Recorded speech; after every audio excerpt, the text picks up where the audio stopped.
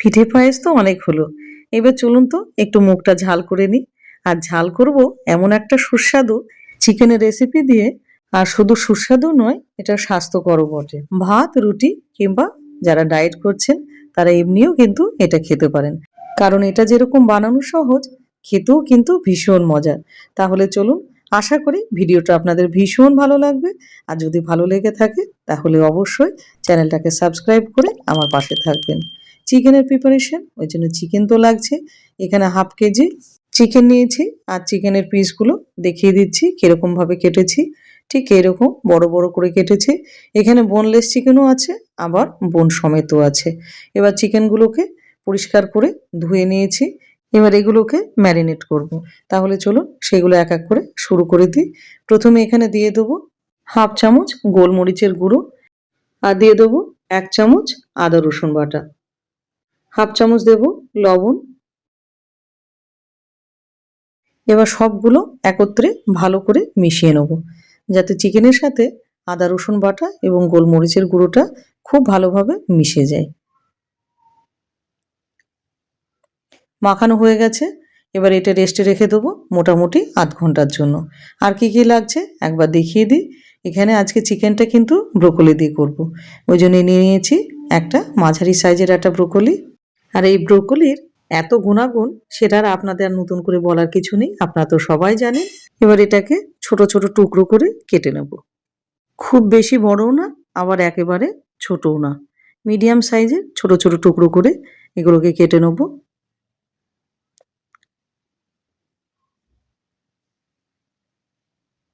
ব্রোকলিগুলো সব কাটা হয়ে গেছে আমাদের। এবার একটা পাত্রের মধ্যে তুলে এবার কিছু পেঁয়াজ এবং ক্যাপসিকাম এবং কিছু লঙ্কাও কেটে নেব। একটু ঝালঝালি করব। এবার সবগুলো আমাদের আনাজ কাটা হয়ে গেছে। একটা টমেটোও দিয়ে দিই, মাঝখানে বীজটা ফেলে দেবো। আনাজ কাটা আমাদের কমপ্লিট হয়ে গেল।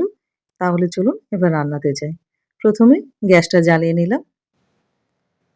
এবার কড়াইটা বসিয়ে দেবো।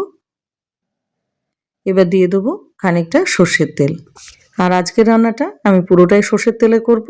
আপনারা চাইলে সাদা তেলে করতে পারেন, কারণ আমাদের বাড়িতে সাদা তেলের মাংস রান্না অতটা কেউ পছন্দ করে না। আপনারা চাইলে সেখানে সাদা তেল ব্যবহার করতেই পারেন। এবার তেলটা খুব ভালোভাবে গরম হয়ে গেলে এবার ম্যারিনেট করা মাংসগুলো সব দিয়ে দেবো। আর গ্যাসের ফ্লেম লো টু মিডিয়াম রেখেছি। এবার মাংসগুলো দেওয়ার পরে এবার এইগুলো ভালো করে একটুখানি নাড়াচাড়া দিয়ে নেব। এখন হালকাভাবে কড়াইতে কিন্তু লেগে যাচ্ছে, কিন্তু এটা পরে আর লাগবে না। এবার মাংসটাকে কিছুক্ষণ এইভাবে নাড়তে থাকবো। এবার 2-1 মিনিট নাড়ার পরে এবার এটাকে ঢাকা দিয়ে দেবো 5 থেকে 7 মিনিটের জন্য। 7 মিনিট পর ফিরে আসলাম। মাংস থেকে কিন্তু অনেকটা জল ছেড়ে দিয়েছে। আর এই জলে মাংসটা পুরোপুরি রান্না হবে। মাংস সেদ্ধ করার জন্য আলাদাভাবে আমরা জল এখানে আর ব্যবহার করব না। এবার গ্যাসের ফ্লেম লো করে দিয়েছি। এবার এটা হতে থাকবে মোটামুটি মাংসগুলো যতক্ষণ না সেদ্ধ না হচ্ছে। এখানে মাংসগুলো প্রায় 50% কিন্তু কুক হয়ে গেছে, অনেকটাই নরম হয়ে গেছে। এবার আরেকটুখানি ঢাকা দিয়ে দিতে হবে, মোটামুটি আরও 5 থেকে 7 মিনিট। এবার মাংসগুলো কিন্তু এবারে একটুখানি লেগে লেগে নিচে যাচ্ছে, আর মাংসর কালারটাও কিন্তু চেঞ্জ হয়ে গেছে। একটু ভাজা ভাজা করে নিতে হবে, এতে চিকেনটা খেতে ভীষণ ভালো লাগে। এবার চিকেনটা হয়ে গেছে, দেখতেই পাচ্ছেন চিকেনটা কিন্তু বেশ বাদামি রং ধরে গেছে। এবার চিকেনটাকে তুলে নেব। চিকেনটা তোলা হয়ে গেছে। ওই তেলের মধ্যে দিয়ে দেবো মোটামুটি 1 চামচ মতো বাটার। এবার বাটারটা একটুখানি মেল্ট হতে দেবো। বাটার মেল্ট হয়ে গেলে এখানে দিয়ে দেবো মোটামুটি 2 চামচ মতো রসুন কুচি। এবার গ্যাসের ফ্লেম লো টু মিডিয়াম রেখে রসুনটা ভালো করে ভেজে নিতে হবে। এই বাটারের মধ্যে রসুন দিলে সেই তরকারির ফ্লেভার 10 গুণ বৃদ্ধি পায়। এবার রসুনটা ভালো করে ভেজে নেব। রসুন খানিকটা ভাজা হয়ে গেলে এখানে দিয়ে দেবো 1 চামচ মতো লঙ্কা কুচি। লঙ্কা এখানে আমি 3টে দিয়েছি, আপনারা চাইলে কিন্তু সেখানে বেশি কিংবা কম করতে পারেন। তবে এই তরকারিটা একটুখানি ঝাল ঝাল হলেই বেশি ভালো লাগে। ঝাল যারা বেশি খান না তারা স্কিপ করতে পারেন। এবার লঙ্কা দিয়ে ভালো করে ভেজে এবার ব্রোকলিগুলো দিয়ে দেবো। ব্রোকলিগুলো দেওয়ার পরে গ্যাসের ফ্লেম লো টু মিডিয়াম রেখে এবার এটাকে কিছুক্ষণ নেড়ে নিতে হবে। আর আপনারা কোথায় থেকে আজকে আমার ভিডিওটা দেখছেন সেটা অবশ্যই কমেন্ট সেকশনে জানাবেন। এবার খানিকক্ষণ নাড়ার পরে এবার একটুখানি ঢাকা দিয়ে দেবো, মোটামুটি 2 থেকে 3 মিনিটের জন্য, যাতে ব্রোকলিটা একটুখানি নরম হয়ে যায়। এতে তাড়াতাড়ি রান্নাটাও হবে। এটা কিন্তু অনেকটাই নরম হয়ে গেছে। এবারে দিয়ে দেবো হাফ চামচ লবণ। লবণ যেহেতু ম্যারিনেট করার সময় চিকেনে দিয়েছি, ওই জন্য আর এখানে আর বেশি লবণ দেবো না, এখানে হাফ চামচ মতো লবণ দিলাম। এবার লবণ দেওয়ার পরে একটুখানি নাড়াচাড়া করে নিতে হবে। এবার ব্রোকলিটা যাতে তাড়াতাড়ি সেদ্ধ হয়ে যায়, ওই জন্য দিয়ে দেবো হাফ কাপ মতো জল। জল এখানে বেশি ব্যবহার করা যাবে না, হাফ কাপ মতোই দিতে হবে। এবার জল দেওয়ার পরে একটুখানি নাড়াচাড়া করে নিতে হবে। এবার 1 থেকে 2 মিনিটের জন্য এটা মোটামুটি ঢাকা দিয়ে দেবো। 2 মিনিট পর ফিরে আসলাম। আর গ্যাসের ফ্লেম এখন কিন্তু লো টু মিডিয়ামই করা আছে, জলটা পুরোপুরি শুকিয়ে গেছে। এবার বাকি সবজিগুলো দিয়ে দেবো। এখানে ক্যাপসিকাম, টমেটো এবং পেঁয়াজটা দিলাম। এবার সবগুলো একত্রে ভালোভাবে একটুখানি নাড়াচাড়া করে নিতে হবে। এটা স্কুল টিফিন কিংবা অফিস টিফিন, এটা কিন্তু অনায়াসে এটা দিতে পারেন রুটি কিংবা পরোটার সাথে। এটা ভীষণ ভালো লাগে খেতে। এবারে দিয়ে দেবো চিকেনগুলো। চিকেনটা দেওয়ার পরে গ্যাসের ফ্লেম লো টু মিডিয়ামই রেখেছি। এবার ভালো করে এটাকে নাড়তে হবে। আর এর আগের ভিডিওতে যারা যারা কমেন্ট করেছেন তাদেরকে জানাই অনেক অনেক ভালোবাসা এবং আমার আন্তরিক শুভেচ্ছা। আর আপনারা এইভাবেই আমাকে কমেন্ট করতে থাকবেন।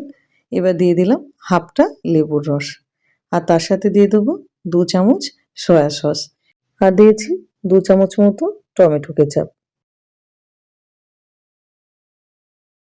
আর দিয়ে দিলাম 2 চামচ মতো গ্রিন চিলি সস। এবার সবগুলো একত্রে ভালো করে একটুখানি মিশিয়ে নিতে হবে। আর কারা কারা আপনারা এইরকম রান্না খেতে ভালোবাসেন সেটা অবশ্যই কমেন্ট সেকশনে জানাবেন। এবার এটাকে 2 থেকে 3 মিনিটের জন্য এটা রান্না করতে হবে। এবার দিয়ে দেবো হাফ চামচ মতো গোলমরিচের গুঁড়ো, আর হাফ চামচ দেবো চিনি টেস্টের জন্য। একটুখানি চিনি দিলে টেস্টের ব্যালেন্সটা ঠিক থাকে।